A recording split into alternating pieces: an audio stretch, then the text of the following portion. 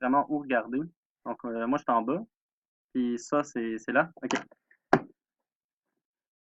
Étape 2. Donc, la deuxième étape pour la première étape étant faire le dessin du circuit que vous pouvez voir juste ici.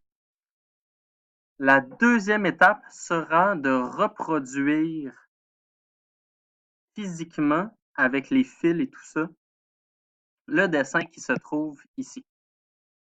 C'est bon?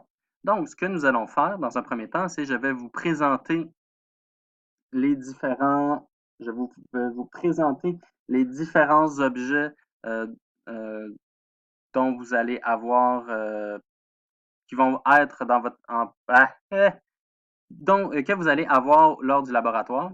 Et dans un troisième vidéo, nous allons faire nous allons faire le circuit ensemble. Donc, ce que vous allez avoir pour faire tout ça, pour faire votre laboratoire, c'est des fils.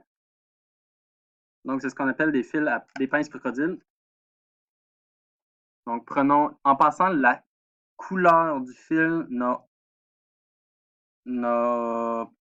pas vraiment de rapport. Ils pourraient tous être de la même couleur, ça ne changerait absolument rien.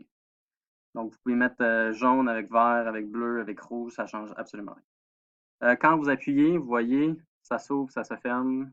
C'est vraiment pour venir pincer, par exemple. C'est bon? Donc, un paquet de fils, ça, c'est représenté par notre carré. Vous allez avoir des résistances.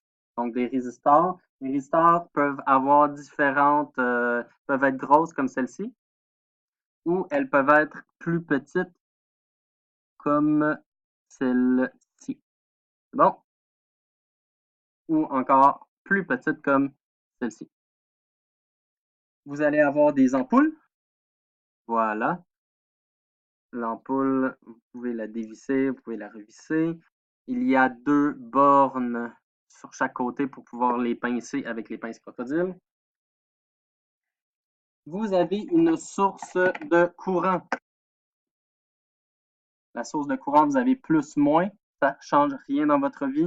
Vous avez un on-off et vous pouvez sélectionner la tension ou différence de potentiel. C'est la même chose. Vous pouvez la sélectionner. Donc, précédemment, c'était écrit mettre la source de courant à 6 volts. Nous allons la mettre tout à l'heure. Et finalement, et non le moindre,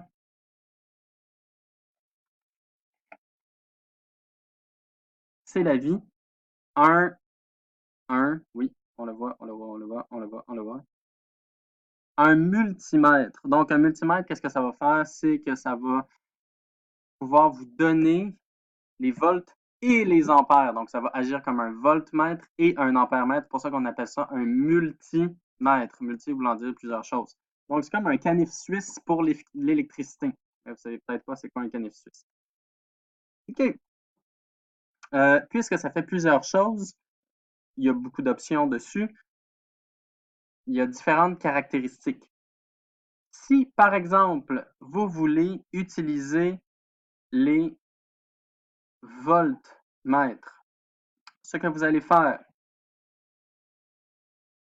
vous allez mettre un des deux, donc rouge ou noir, ça ne change absolument rien. Vous allez venir mettre un des deux fils dans le V et l'autre fil, vous allez venir le mettre dans le dans le COM en bas. Donc ça va être pour voltmètre.